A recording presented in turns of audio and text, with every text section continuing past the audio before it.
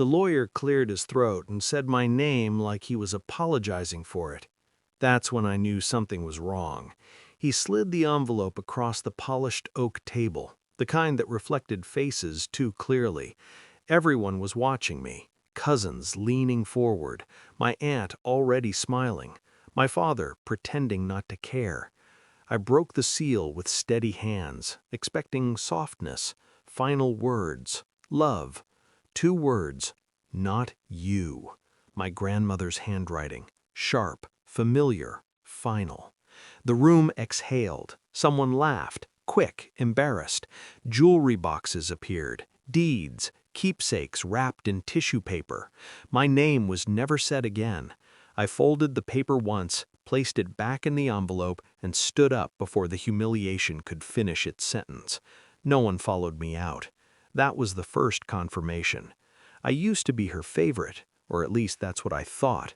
She raised me after my mother died, packed my lunches, taught me how to read balance sheets before bedtime stories. When she started forgetting names, she never forgot mine.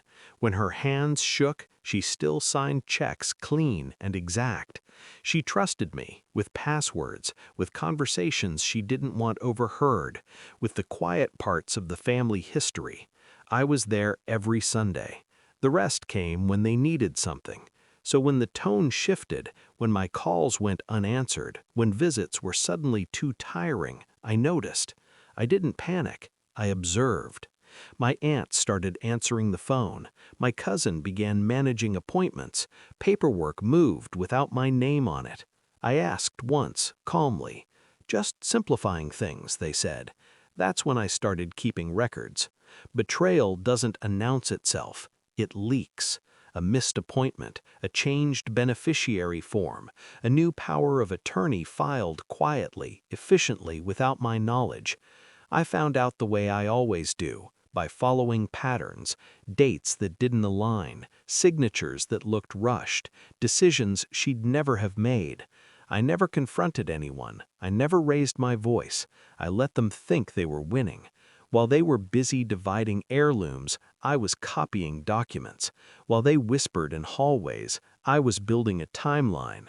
I learned who pushed the pen, who stood to gain, who assumed I was too emotional to understand what was happening. I waited, because revenge is worthless if it's loud. The will reading was their victory lap. They wanted me there. They wanted me small. And when I left, they thought that was it. The broken one, the embarrassed one, the cautionary tale.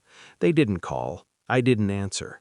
Silence settled between us like dust on furniture no one wanted anymore. What they didn't know, what my grandmother never realized in time, was that she'd taught me too well. Before her decline, she had asked me to help structure several charitable foundations, just in case, she said. I handled the filings, the investments, the contingency clauses.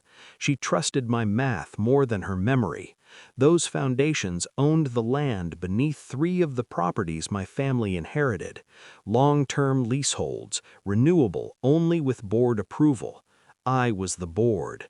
I didn't move immediately. I let a year pass. Let them remodel, let them refinance, let them feel secure enough to get careless.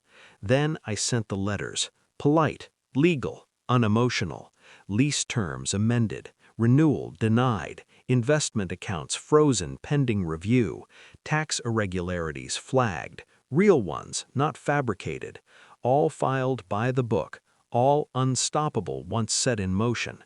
Phones rang, voicemails stacked. I didn't respond. The memorial invitation came last. Thick paper, guilt folded into every word. Family is everything, it said. I didn't go. They confronted me a week later, all of them, crowded into a conference room like a failed intervention.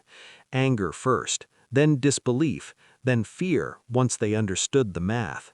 You planned this, my aunt said, like it was an accusation. I nodded, once. My father tried last. He always did. She wouldn't have wanted this. I slid the envelope across the table, the same one, yellowed now, creased at the edges. Read it, I said. He did.